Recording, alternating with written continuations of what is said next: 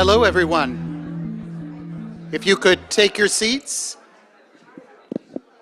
Hello. Welcome, everyone, to the Climate Change Comedy Hour. This is co-sponsored by the Department of History in the College of Arts and Sciences and the Cornell Atkinson Center for Sustainability. I'm Mark Lawrence, and I work at Cornell Atkinson. It's my pleasure to introduce Aaron Sachs, Cornell Professor of History. Professor Sachs approaches environmental issues through historical and interdisciplinary lenses.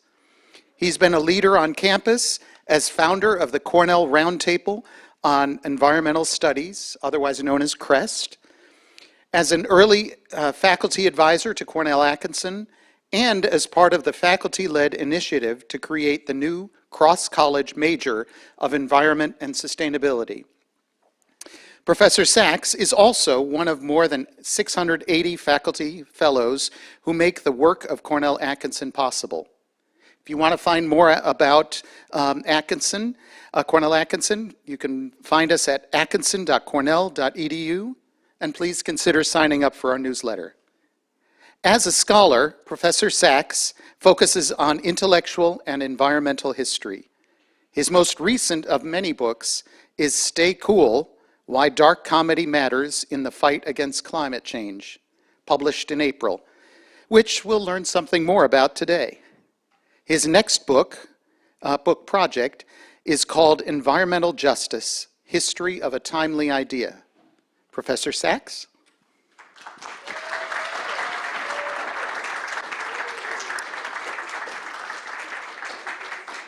Thank you so much, Mark. Mark has been a friendly supporter from Cornell Atkinson for many, many years, no matter how crazy my ideas have been. I really, really appreciate that. Thank you also to Cornell Atkinson for sponsoring this talk, and to the Cornell History Department, the other sponsor of this talk. Also, the History Department has kept me employed for the last 19 years, which I sincerely appreciate. My family appreciates as well. Thank you also, special thanks to Linda Glazer from the Cornell Media Relations Office. She's really the person who made this event happen. Thank you, Linda. A quick shout out, if I can get the visual back up here, to my amazing cousin David Levine for the original polar bear artwork. And thank you, eCornell, for handling the live stream, especially Chris Wofford and Chris Tracy. Really appreciate that. And speaking of the live stream, thank you to those of you who are tuning in that way. And extra special thanks to everybody in this room with me. It really means a lot to me. Thank you for being here. Okay, thank you especially for being here, because I realize this whole premise probably seems counterintuitive to most of you. And for that reason, I seriously considered hiring a professional warm-up act for this talk. But then I thought, aren't we already warm enough? I mean, who wants to be referred to as a warm-up act in the age of climate change, right? I really don't think we can use that term anymore. And then I started thinking about that, and I realized, actually, there are a lot of things we're not going to be able to say anymore because of climate change. I realize you guys are probably more worried about endangered species. You don't necessarily have time to worry about endangered idioms. But I'm a humanities professor. Language is basically all I've got. So I'm worried. I'm worried about our familiar sayings, our adages, you know, April showers bring May flowers. It's so lovely. It's so reassuring. I used to find that so reassuring, you know? Just get through April, the cruelest month, and then in May, you'll be surrounded by blossoms. And that made perfect sense when people started saying it at the time of the Canterbury Tales. But it doesn't work anymore, you know? Now it's more like February showers bring mudslides and despair. I realized also, you know, some of the scientific terms that we rely on are not going to work anymore. And that's particularly frustrating, because we're supposed to be able to rely on the science, right? Trust the science, right? But what kind of scientist came up with the word permafrost, right? I mean, if you study history for 10 minutes, you learn that nothing is permanent. Permanence doesn't exist, right? Or how about fire season? It's not a season if there are just fires all the time. Do you guys remember here in Ithaca, the smoke that we had that came down from the fires in Canada? Well, let me just remind you, you might think that was the summer. That was actually the spring. It's not supposed to be hot and dry in Canada in the spring, right? This is the boreal forest we're talking about. It's not supposed to be a tinderbox. While we're talking about temperature zones, one last scientific term that I'm worried about, tropical disease. Yeah, right, I know. It's not just tropical anymore. You guys remember before the pandemic, the Zika virus? Does that ring any bells? Zika virus made the news specifically because it had jumped from tropical to temperate. If it gets up to boreal, we're all screwed, it's all over. You know, there used to be virtually no diseases in the boreal zone whatsoever. You know why? Because they were all of the viruses and the bacteria were locked up in the permafrost. Right. But there's good news too, right? While we're talking about the far north, some places are going to do okay during climate change, thankfully. Siberia, for instance. Some of you might feel like it's too soon to talk about Russia. I get that, but bear with me. I'm thinking 20 years ahead now. Putin's going to be dead. Siberia is going to be part of Ukraine. And Siberia is going to have a thriving tourist industry, I'm sure. You guys know what I mean if I say heritage tourism, right? Probably the most prominent example is down in the American South. Whatever you might think of this, but you know, people go down to Alabama, Mississippi, and they tour 19th century plantations to see what life was like down there. It's a multi-million-dollar industry, but the thing is, that's not gonna last. It's gonna be too hot, right? In 20 years, nobody's going to pay money to go tour the big house when it's 130 degrees in the shade, right? So heritage tourism is going to shift up to Siberia. You know what they have in Siberia? Decommissioned detention centers. It's really, I mean, imagine the slogans, right? I mean, you've seen the concentration camps in Germany. Now come see what the Soviets did to the people they didn't like. It sounds crazy, but I think people are going to be really, really excited for it. You know, they're going to be like, oh, I can't wait for this summer. I got a package deal. I'm going to see the entire Gulag archipelago.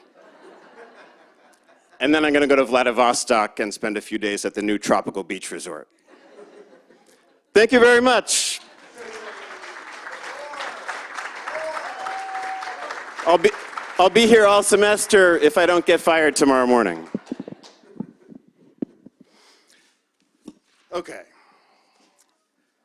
I'm afraid I have to pause now for a moment. I've got a disclaimer that I need to read. I'm sorry about this. This was not my idea, but let me explain how it happened.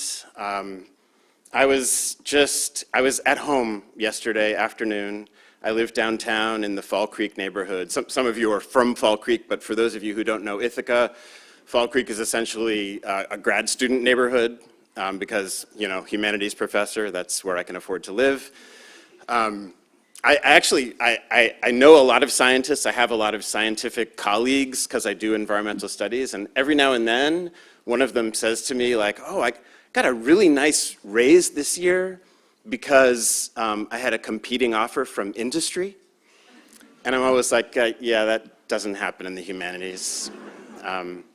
So I'm hanging out in my humble neighborhood, and there's a knock at the door, and I knew that it wasn't industry offering me a job. It turned out to be two men in dark suits and dark glasses. They looked a little bit like this. So I said, oh, are we getting the band back together? And they said, no, we're attorneys representing Cornell, and we're going to have to ask you to read this document at your talk tomorrow. And they handed me this document on Cornell letterhead, and I said, I need to read that document or else, and they said, we will take legal action. And I said, I have tenure, and they said, we know that, we can't fire you, but we can sue you. So I'm going to read this. I want you to know this is under duress, but I am going to read this because I value my job. So it's dated 1st of November, 2023, official memorandum. To anyone unlucky enough to be attending the Climate Change Comedy Hour with Professor Aaron Sachs. Seems like kind of a gratuitous dig, but okay. From the Cornell Roundtable on Academic Professionalism. Dear audience members, it has come to our attention that Professor Sachs is once again attempting to deploy comedic techniques in his lecturing about climate change. We have asked him repeatedly to cease and desist. Our Department of Community Relations and Apocalypse Prevention has determined that exactly 1.8% of last year's dip in Cornell's approval rating can be attributed directly to Professor Sachs's activity, which has undermined the university's seriousness in the realm of climate change research. After all, comedy is, by definition, unserious. If you must listen to Professor Sachs's presentation, we ask that you please do something productive at the same time, such as working on a new climate model based on the latest UN findings about marine heat waves, melting ice, and rising sea levels. We also want you to understand that Professor Sachs's views are his alone and do not represent the opinions or perspectives of our university's Climate Resilience and Adaptation Panel. Nor does Professor Sachs represent the views of Cornell's president, provost, treasurer, deans, associate deans, or assistant deans, or Cornell Atkinson, the history department, the American Studies program, the Environment and Sustainability program, or the College of Arts and Sciences, or the governing board, the trustees, or the faculty senate, or the facilities and maintenance staff, the athletic staff, or the parking regulations enforcement staff, or any of our generous alumni donors, especially those who recently contributed significant funds for our new computational research in the Anthropocene Project. And finally, we would like to inform you that this talk has been given an R rating by the Classification and Rating Administration for Professors.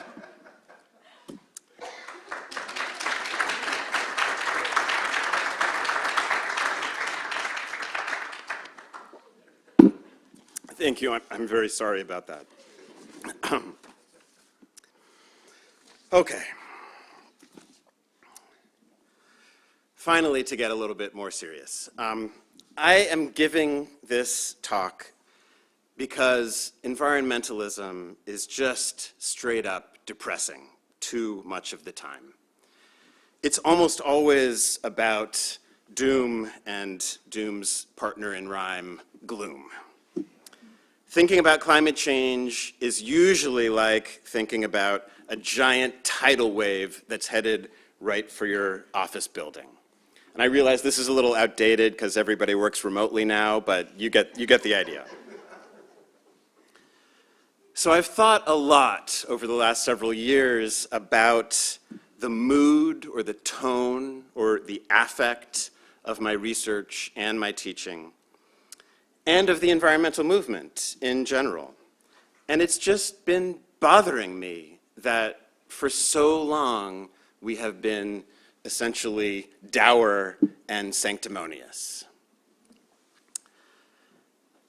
I'm also a historian, right? So I can tell you it's actually been that way forever, from the beginning. Just consider John Muir, founder of the Sierra Club, 1892, promoter of national parks, really an admirable activist in so many ways, but also the opposite of funny.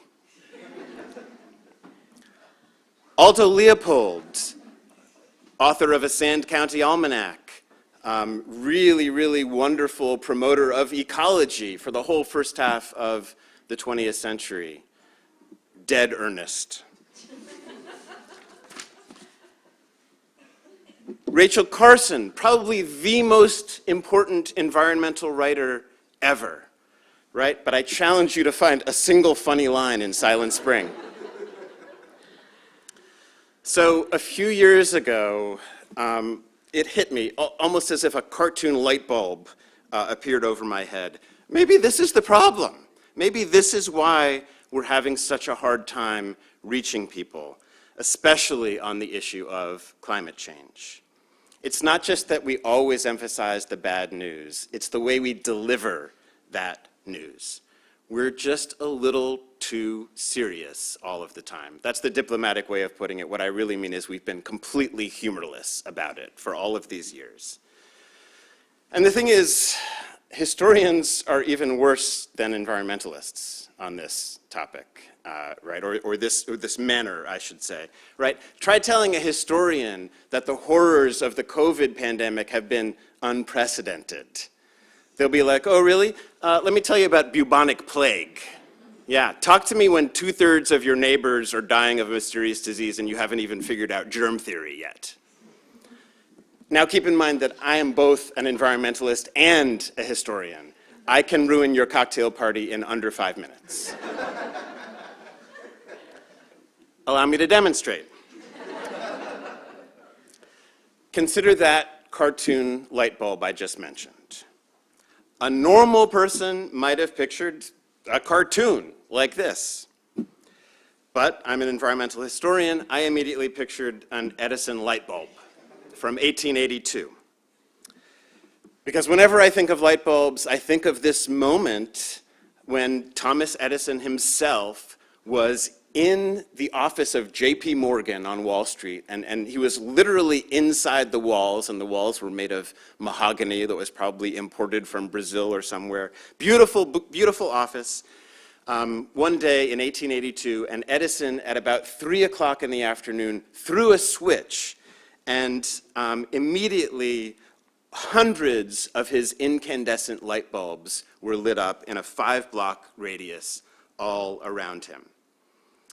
There was a crowd gathered, and this seemed like a miracle to them. It seemed like magic. They started murmuring, "They're on." And the bulbs stayed on as evening fell, and everyone in Lower Manhattan noticed how different they were from the smelly, flickering gas lamps that they had been used to. The next day, the New York Times reported that the light was soft, mellow, and graceful to the eye. It seemed almost like writing by daylight, to have a light without a particle of flicker and with scarcely any heat to make the head ache.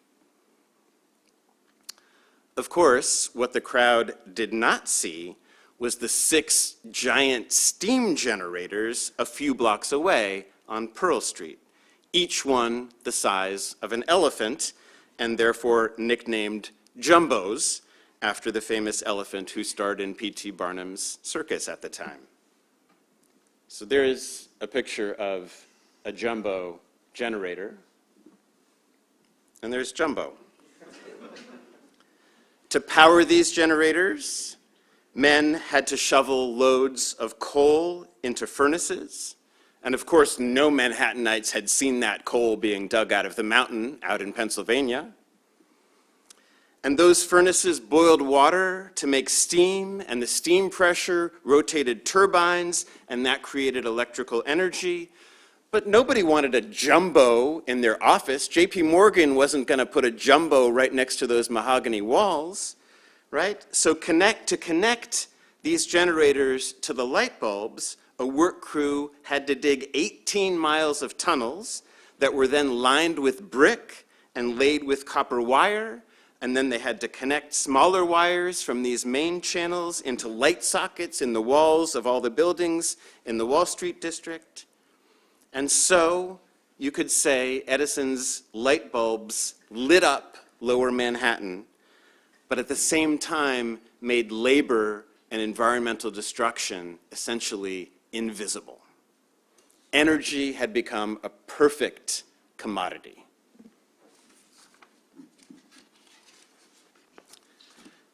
Okay, I think that's a fairly interesting story. It reminds us of how recent an invention the light bulb is and how massively it changed our lives. That story, I think, perfectly captures the abstraction of capitalism, a system that allows certain privileged people to enjoy wonderful, even magical benefits without really considering the human and environmental costs associated with those benefits. But obviously, it's also kind of a depressing story, and now I'm making it kind of preachy, and it's really, really serious. So what if, instead of telling you that story, I just told you some light bulb jokes? Like, how many Cornell professors does it take to change a compact fluorescent light bulb? Oh, we don't use light bulbs, we just bask in our own glow.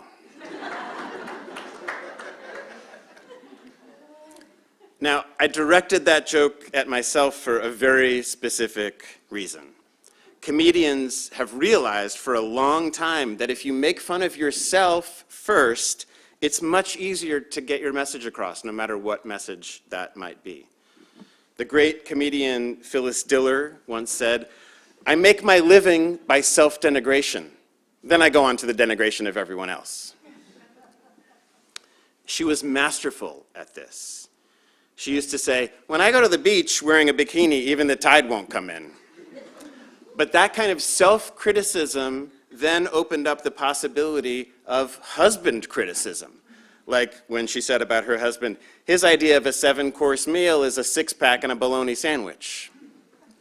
And that, in turn, opened up the possibility of criticizing male ridiculousness in general, and there's lots of that to go around, and then even institutionalized sexism. You laugh at the comic, maybe you identify with her imperfections, and that makes it easier to follow her when she then trains her critical eye on the people and the social structures that you used to take for granted as solid and reasonable. We environmentalists could do the same thing. We just have to be willing, as it were, to turn up the heat on ourselves. I think a good dose of self-directed humor could actually make us significantly less annoying, and that would make our messages more likely to have an impact. Comedy is really good at helping to deliver bad news. And in some cases, honestly, I think it's the only thing that would work at this point, because we've developed such a reputation for being insufferable. And you know, I think this is unique to environmentalists, not only insufferable, but anti-human. And I have now a video that I'd like to show you that demonstrates what I'm talking about.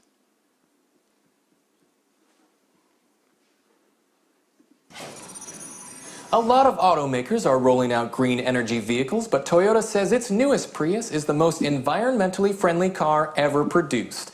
The secret? It kills its driver. Toyota calls it the Prius solution. When the driver enters the solution, the doors automatically lock and a seatbelt secures him in place. Then it's time for Toyota's revolutionary eco-spike technology to go to work, impaling the driver through the heart and lungs. Ads for the solution tout the fact that it's the only car out there guaranteed to reduce its driver's carbon footprint to zero. The newest member of the Prius family is the greenest member. Prius solution. When you're dead, you can't pollute. Over 1,000 eco-conscious Americans have already pre-ordered the solution. Yeah, I mean, if you care about the planet at all, it's the best car you can get. If your car doesn't kill you, it's like, what's even the point? The car... So yeah, I think you get the point, right? That seemed like a good one for the week of Halloween. So that's the kind of humor I think we could use on ourselves. I also think we could be using humor to make fun of other people, the bad guys, for instance. Gallows humor and satire have actually been linked historically, especially if you look at the comedic traditions of oppressed peoples. First, you use a little bit of gallows humor to kind of gain some distance from the horrifying reality that you're in, and then you use satire to start pointing fingers at the people who put you into those difficult realities. just some examples from history. It's very well documented that African Americans joked about slave owners on plantations. I'll give you one of my favorite examples.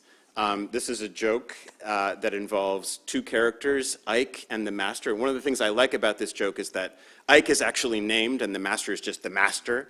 And it takes place in the morning. Ike is bringing breakfast into the master in the master bedroom. And the master sees Ike and immediately says, "Ike, I had the strangest dream last night. I dreamed that I went to black person heaven and the buildings were crumbling and the roads were full of potholes and it seemed like people were starving even though it was heaven." And Ike said, "Yeah, that is strange, but I'll tell you something even stranger, because last night I dreamt that I went to white person heaven. And the buildings were beautiful, and the streets were paved with gold, and the thing is, I didn't see a single person there."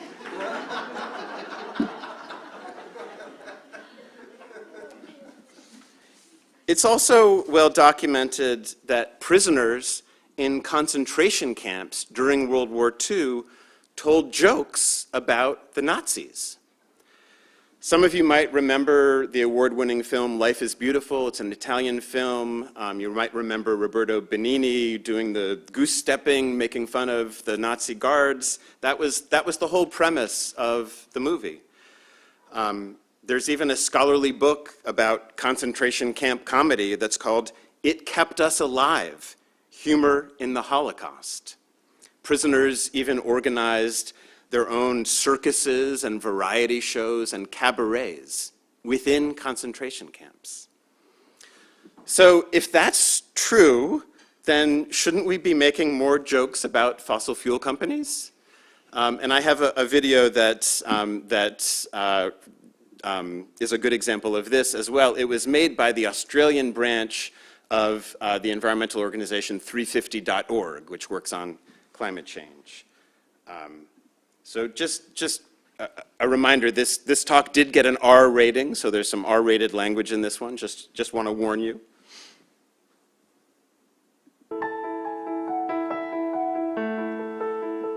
As a company, we have an absolute commitment to the principle of action on climate change.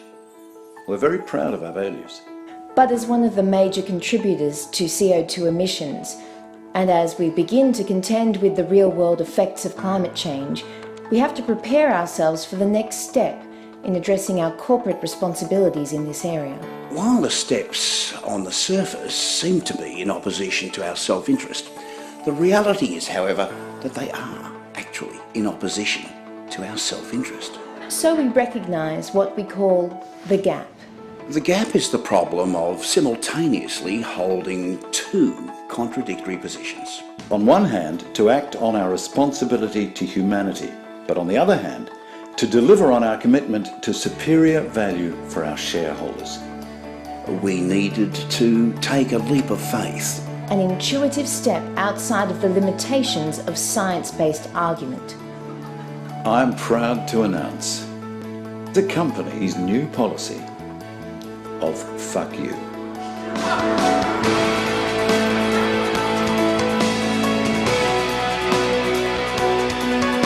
Fuck you is more than a policy. It's a philosophy where we're able to straddle the dichotomy between what we know is true and how we can benefit by ignoring that truth. Fuck you means we can be passionate about our values, but not act on them. Fuck you takes what would be our present-day financial burden away from us and transforms it into a chronic economic, social, cultural and political crisis for future generations.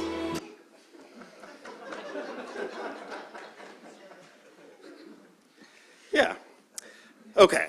So I'm glad that many people found those funny.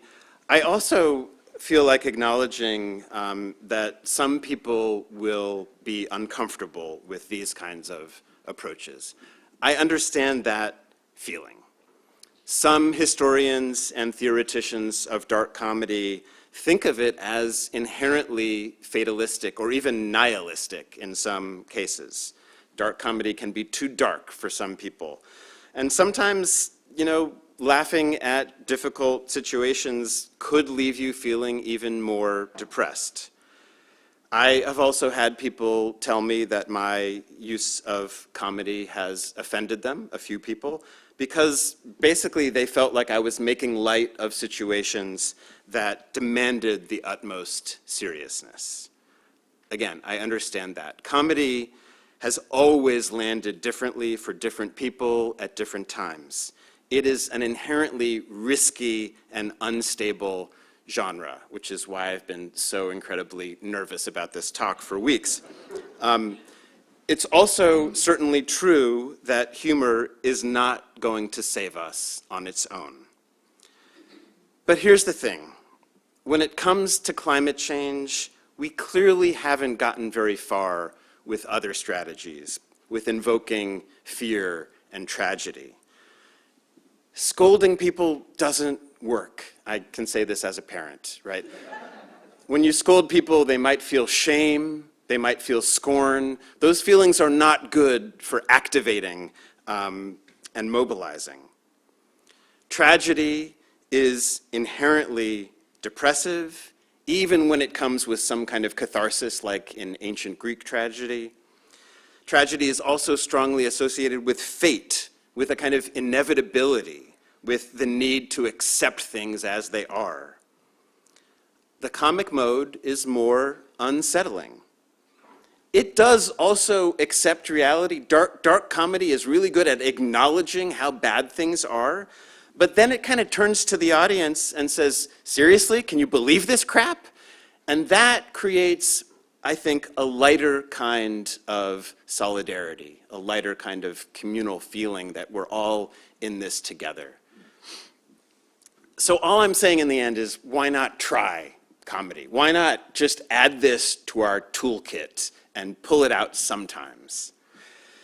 I think I can continue demonstrating what the result is when you go the sort of exclusively tragic and alarmist route, just by reading you a few book titles all in a row. So these are all recent publications. Learning to Die in the Anthropocene, Reflections on the End of a Civilization. Down to the Wire, Confronting Climate Collapse. Last Hours of Humanity, Warming the World to Extinction. Requiem for a Species, Why We Resist the Truth About Climate Change. Storms of My Grandchildren, The Truth About the Coming Climate Catastrophe and Our Last Chance to Save Humanity. High Tide on Main Street, Rising Sea Level and the Coming Coastal Crisis. And the last one, just for Cornell, Climate, Code Red. Those are all real book titles. I did not make up any of them. And they're important books, some of them written by people I consider to be my colleagues, but they are all entirely serious and mostly depressing. Humor, I just want to remind you, is very fluid. It's very flexible. It can allow you to say things that you thought might have been unsayable. It can help you avoid self-righteousness. It can offer distance and perspective, or a moment of playfulness, or a shred of hope. Humor can help you laugh to keep from crying. That's something I learned very directly when I had two parents with dementia. Sometimes humor can drive you to action. Even when it's delivering bad news, humor often improves your mood, which might help with your activation energy. And if tonight I succeed in just making you feel a little bit lighter than that, I would have met my goal for this talk. The first scholar I know of who studied gallows humor was named Antonin Oberdlik. And you can tell by the 4 consonants in a row, BRDL, that he must have been Czech. He wrote in 1942 that gallows humor should be understood as an index of strength or morale on the part of oppressed peoples. An index of strength or morale. And yes, I want to underline, he was writing in 1942. As he himself said, his argument was based on experiences in Czechoslovakia following the advent of Hitler. In fact, for thousands of years, people have been using humor to cope with difficult realities. Lots of dark comedy captures the paradox that those difficult realities are both facts that we need to live with and also egregious crimes against nature and humanity that must be overturned. Dark realities that we need to acknowledge and also fight against. Doesn't that sound at least a little bit like climate change? But people have been using this approach even since biblical times. There is, in fact, dark comedy in the Bible, and I'm gonna cite chapter and verse. Exodus 14, verses 11 and 12. The Jews were slaves in Egypt, and then suddenly they were able to escape. It was exhilarating. They ran in the night, and then they hit the Red Sea, which was wide and flowing fast and cold, and they realized that they couldn't cross. And they looked back and they saw Pharaoh's army bearing down upon them. And at that moment, the leaders of the Jews looked up at the heavens and they said, "Seriously?" This is the King James Version. Seriously?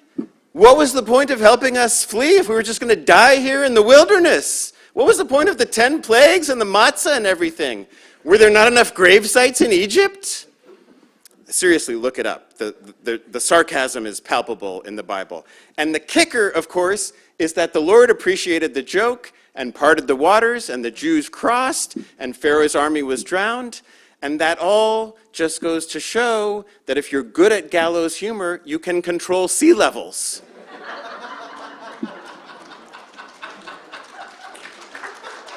Thank you. All right, again, gallows humor is a basic human coping strategy. It makes this earthly purgatory a little bit more bearable for however long we're in it. But also, its improvisational mood, that sense that you're creating the tiniest bit of wiggle room in a really cramped space, that can also help you take aim at the people who are cramping your style.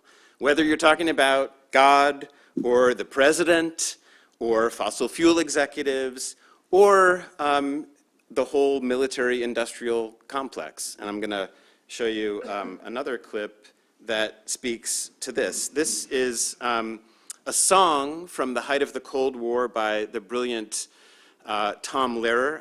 I grew up with Tom Lehrer records. Some of you may have as well. And this song is called "We Will All Go Together." And it's a comedic acknowledgement of the mess that the world was in the Cold War. But it also manages to be a protest song because it's essentially critiquing the ridiculousness of the logic of mutually assured destruction. So I'll just play a little bit of this. I always like to end on a positive note, so here is a rousing, uplifting song which is guaranteed to cheer you up.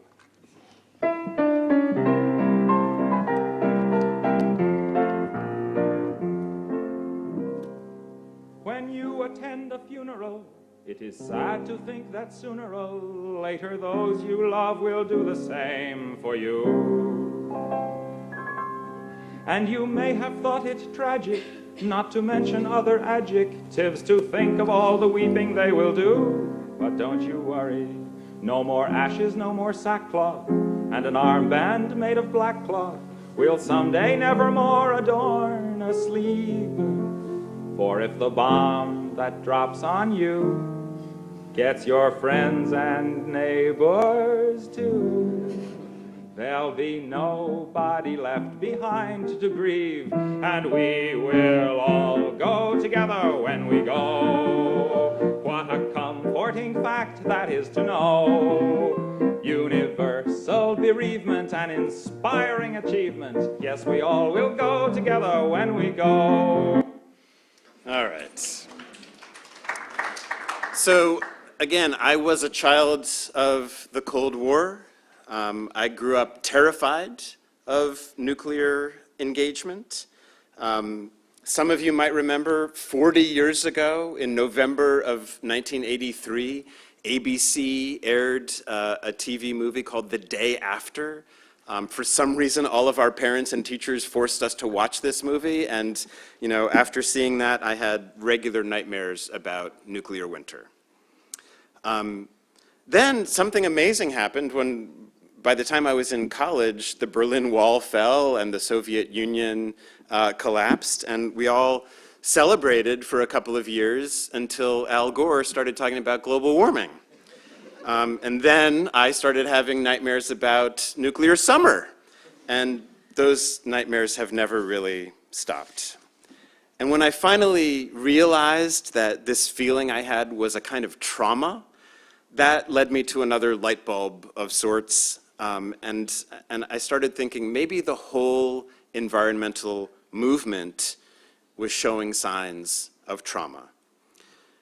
Maybe the problem at this point in our fight against climate change is not denialism. Sure, there are a few people who are still denying climate change. They're crazy. Most of us get it, and that's the problem. We have actually faced the undeniable reality of climate change, and it's overwhelming. It's causing a lot of us to feel despair and to feel immobilized. With my scientific friends in environmental studies, we often talk about ecological resilience, and I agree with them that we certainly do need to bolster nature's defenses. That's important. But since I'm a cultural historian, I also think a lot about our cultural resilience. I think we need to bolster our own defenses. And I think that dark comedy has a really good track record, actually, of helping people get through dark times. I think many people in our world today are worried about apocalypse, both old forms of apocalypse and new forms of apocalypse. And I think more and more of them are realizing that it helps to laugh at our anxiety. Maybe you want to shake yourself out of that feeling of immobilization. Maybe you want to shake your fists at the universe. Maybe you want to try to bring down the people who have been profiting from climate change. And I'm saying dark comedy could help you with all of those things. It's available right now in the present moment. I think dark environmental comedy is still relatively rare, but like sea levels, it's on the rise. A few years ago, there was a full-length documentary called Everything's Cool, a toxic comedy about global warming. And another movie I would highly recommend, and I'm going to play you the trailer, and that will be my last video of the day. This film, No Impact Man, from 2009, I think it's one of the most successful environmental films ever because it's framed as a comedy from the very beginning. And I think it's almost a perfect example of the kind of self-directed comedy that environmentalists could use. So let me just show you this trailer. My first guest today is No Impact Man. Colin Bevan just walked up 24 flights of stairs to avoid consuming electricity in an elevator. It's a one-year experiment. Right. And it's extreme. No soda cans, no water in plastic bottles. Don't buy new products. Canceling our magazine and newspaper subscriptions. No throwaway plastic razors, no airplanes, no subways, no taxis, no elevators. Is it possible to have a good life without wasting so much? I'm worried that I'm not going to be able to do it. They're going to take the TV away. Mommy's a little bit addicted to the TV. Your project.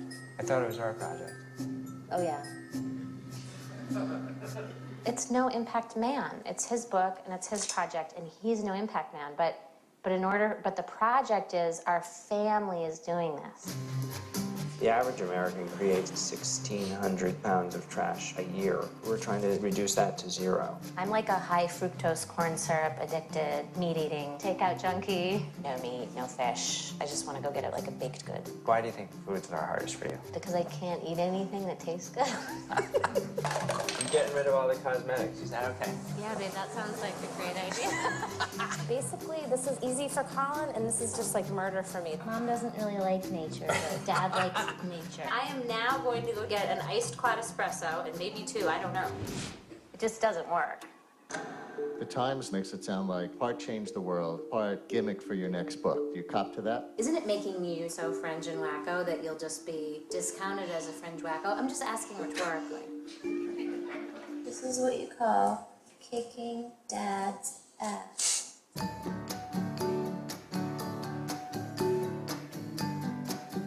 This is for our family, it's not just about the project. What if we called it the year I lost 20 pounds without going to the gym once? Or the year we didn't watch TV and we became much better parents as a result? Or the year we ate locally and seasonally and it ended up reversing my wife's pre-diabetic condition? What's your nose? They're fireflies.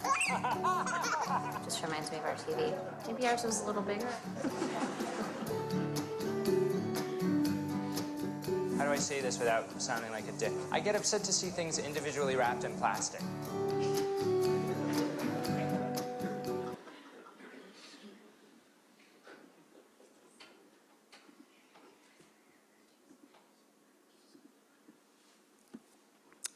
All right. I especially, in that trailer, I especially like all the, Colin Beavan's wife is named Michelle. I love how she kind of steals the whole scene. And that dynamic plays out really, really well in the film. So that was 2009. A couple of more recent examples. A bunch of academics and artists in Colorado have launched an annual eco-comedy film competition, in case there are any filmmakers in the audience who want to submit to that. And just a few years ago, right before the pandemic, I got to see an off-Broadway production of a show called Sea Level Rise, a dystopian comedy. This whole approach has also been studied at this point by social scientists, people in the communication field, and they've determined pretty clearly that comedy works a lot better than fear and tragedy. It can also be activating to get people upset and angry over issues, but the point is comedy is helpful and fear and tragedy not so much. So again, all I'm saying is try this out, Start collecting climate change jokes. If you signed up to give a talk about climate change to your neighborhood group or something, why not start by making fun of yourself and talking about how earnest and self-righteous you used to be as a climate change activist? Or, go out and buy a blue hat that says "Make Earth Cool Again." Lots of them available out there.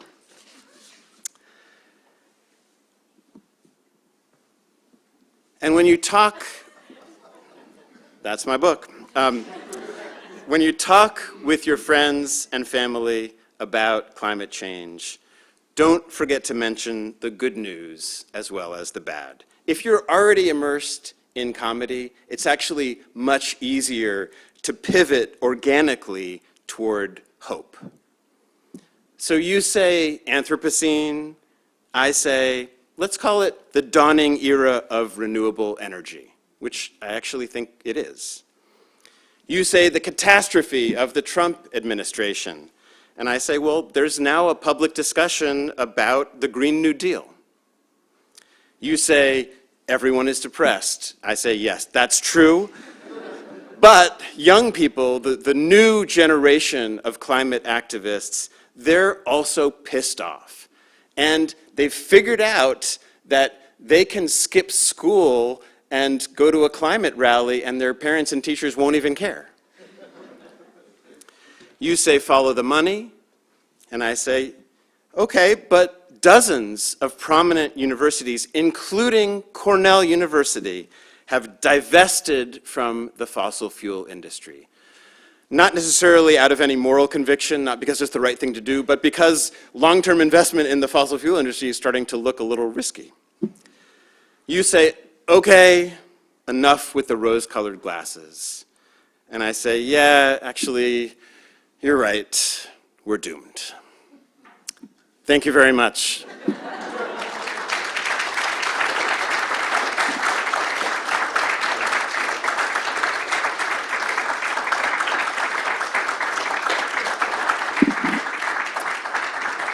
I promised my publisher to make a little plug here. They gave me permission to give anybody my author discount. So if you go to nyupress.org and use that code NYUAU30, you can get 30% off of the book. The book will then cost under $20. And the book is under 100 pages. It's a really quick read. Holiday season's coming up, just saying. I'd be happy to take questions or comments from the audience. And Linda in the back has a microphone that she can bring to you if you would like to ask anything.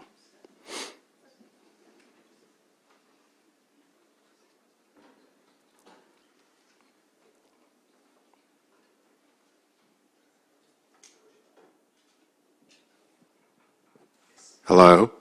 Hi, David. Hi, thank you, Aaron. I would also recommend Aaron's book, which I had the pleasure of reading a couple times and sending to relatives. I have a maybe semi-personal question, which is, not really, but sort of, do you see a straight line in your own trajectory and thinking about this kind of work, or a crooked one, or a disjuncture between your work on cemeteries in the mid-19th century and this book?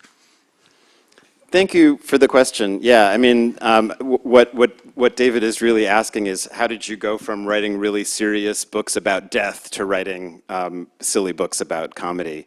And I think they're not maybe as disconnected as they might seem. I've always been interested in engaging with difficult realities about the human condition, and for a long time, my main source of gaining perspective on that was history.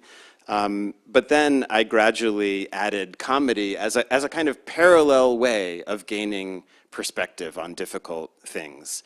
And it really was a combination of feeling overwhelmed by sort of the political situation, especially regarding climate change. You know, when you start to study this stuff, it gets very overwhelming.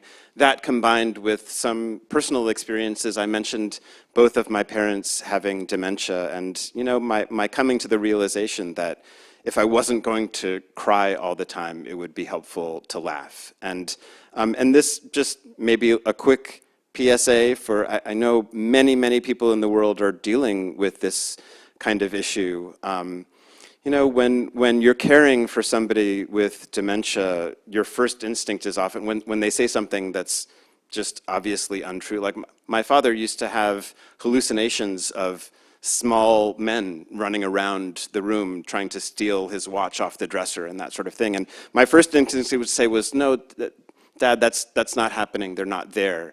But to him, it was happening, and so if I said that, that made him feel really bad. And so I learned that if I just adopted a bemused attitude about that and said, oh yeah, look at those guys are not going to be able to take your watch. They couldn't even lift a ring off of your dresser. You know, that worked much better. And I think it holds for even geopolitics. So yeah, thank you for the question. I do now think of history and comedy as these two parallel ways of gaining perspective on the world.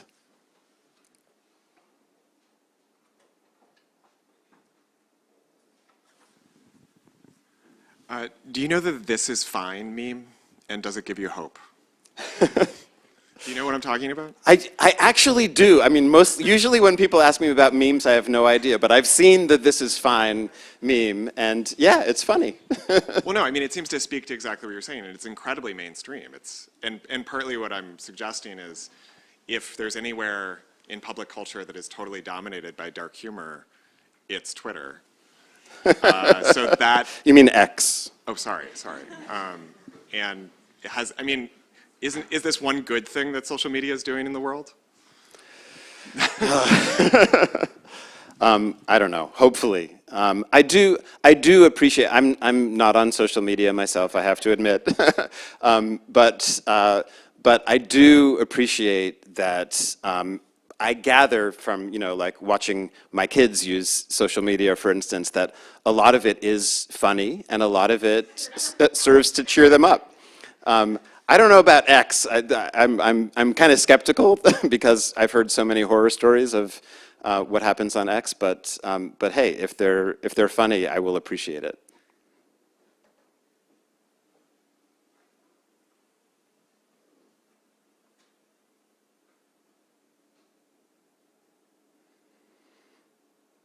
Anybody have a joke to share?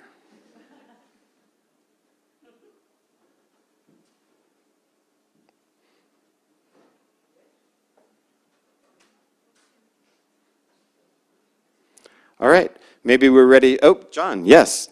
Linda, up front here.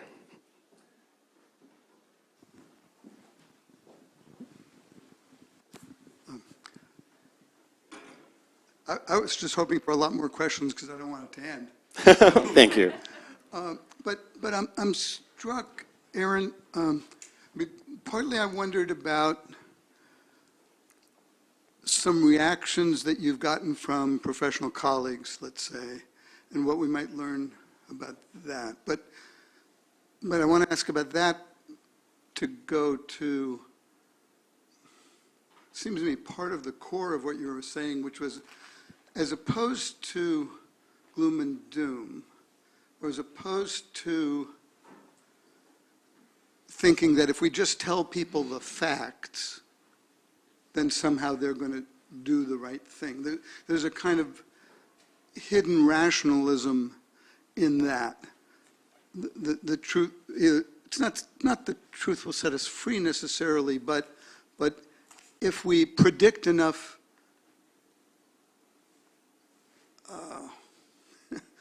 death and destruction, somehow people will be motivated.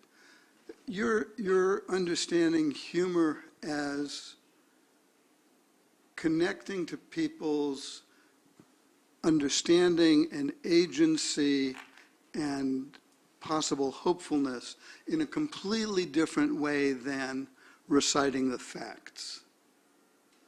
And so I wonder if you can say more about that. How's that other avenue work? So if it was people of color in conditions of slavery, if it was humor in the camps, can you say more about what you think was going on there? Because there's all these different kinds of resistance, right? The camps is even more extreme than some other situations, but the use of humor seems like it's trying to open up a space. You mentioned improv, trying to open up a space for what agency any of us have. I can laugh. I can see how crazy this situation is. I was studying city planners for a long time. I asked mediators, people doing conflict resolution at one point, has having a sense of humor ever been important in your work? And I got astonishing answers back. It was self-direct. They all said, it's never humor about anybody else. It's all self-directed. But part of what they were saying was that the humor of themselves presents them as less self-righteous, presents them as, oh, somebody you could talk to and work with, presents them as less convinced the world's just going to hell. So there's something about the humor that is saying we have agency. We can do things even as bad as we think things are. So I guess I wonder if you could talk about that other path of encouraging agency. You mentioned resilience, hope, as opposed to the gloom and doom rationalism of the academy. So that's a very long question. Yeah, no, thank you very much. The rationalism part of it has always been an important thing that I have been trying to respond to. You and I were talking about Alexander von Humboldt just recently, and this was a scientist from the early 19th century, and one of the great things about his scientific approach was that he took art just as seriously as science and always tried to blend reason and emotion. And I think it's because it makes us feel more human. Most of us have those two inclinations, reason and emotion.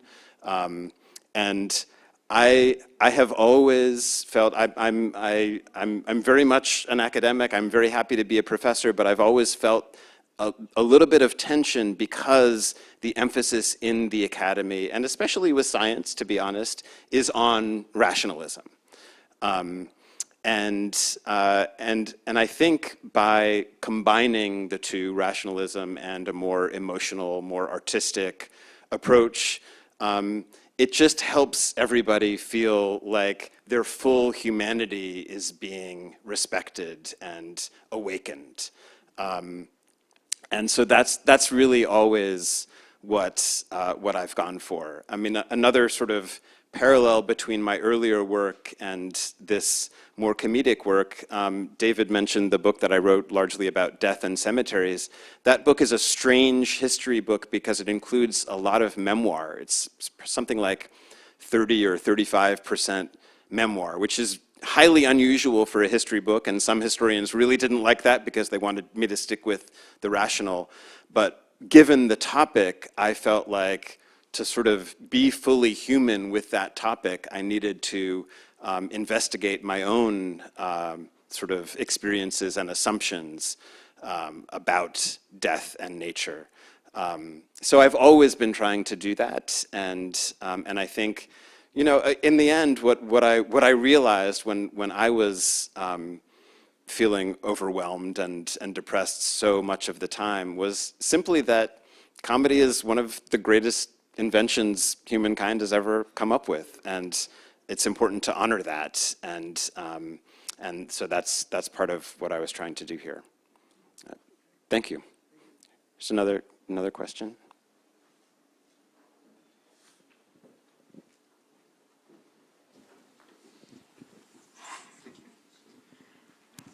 So first of all, I wanted to say thank you so much. I really enjoyed this talk. You're welcome. And first of all, I have a question, and then I wanted to follow up with a joke about climate change.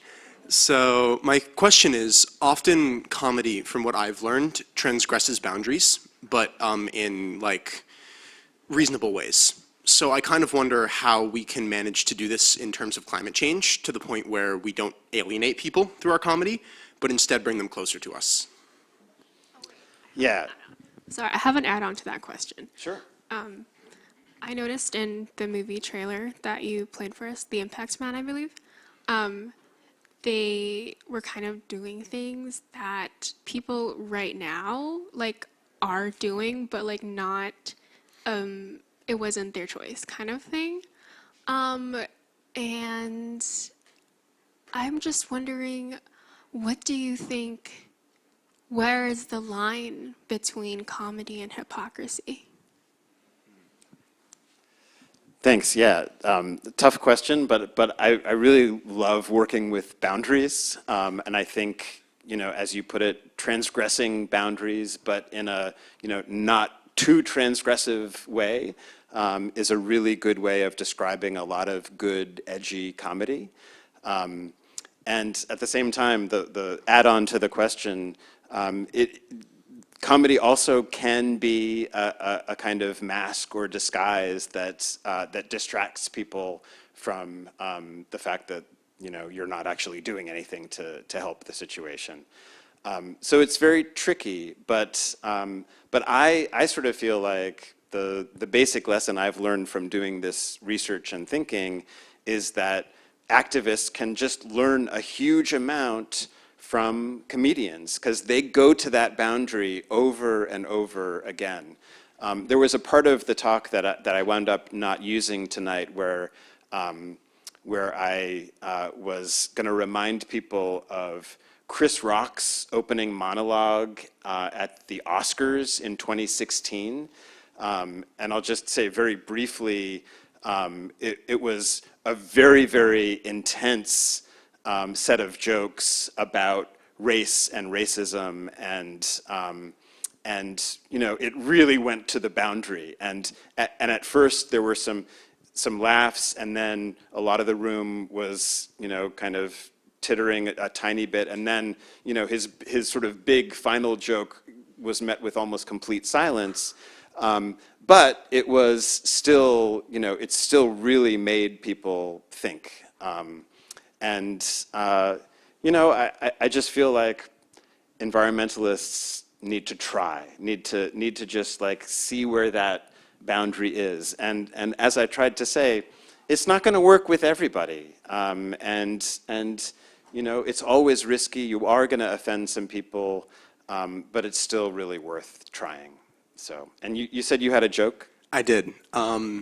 So I'm sure a lot of people can relate to me here with the changing season causing a lot of mental health issues. Definitely been getting that seasonal affective disorder recently. And on top of that, I'm Jewish, and the anti-Semitic threat on campus recently kind of threw me for a loop. Okay, honestly, the most denigrating part of that entire thing was that they compared me to a rat. Personally, my spirit animal is a frog. Thank you very much. First of all, that definitely caused some problems. But second of all, the cold weather really prompted me to think, I'm indigo splitsies on you with this trip to the gulags. And I was thinking, maybe I could bring some moldy bread or something like that, really replicate the aesthetic. And then after that, I was even thinking, I could just go home and grab a hose and bring it to an urban heat island and create a sauna. There you go. There's some improv for you right there. Thank you.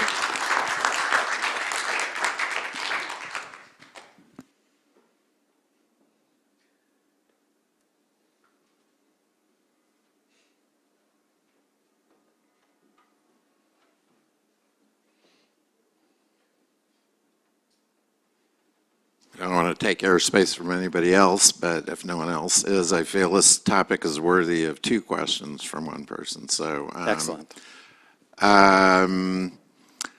So John was talking, and you were talking about rationalism. I want to move on to maybe more a question about instrumentalism. What if we are really doomed? What if there is no hope, hypothetically? Is there still a place for dark comedy or comedy that doesn't have that kind of function of moving us in a politically better direction? Okay, so again, I'm a historian. I tend to take a historical perspective. We've never been doomed before. We're all doomed to die. Right. So I don't even really know what it means to say there's no hope, because there's always hope.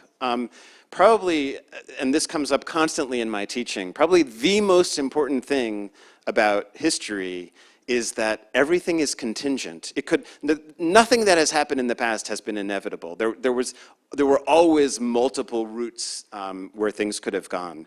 And that to me means there is always hope, because you cannot predict what is going to happen next. Scientists like to try to do that, and I think their models are useful in some ways in helping us to think about different possibilities for the future and even different probabilities for the future. But the key thing to remember for me always is that there's nothing inevitable, and what we do will affect the direction we go in. So I think, that to me, that's why I teach history, to impart hope, essentially.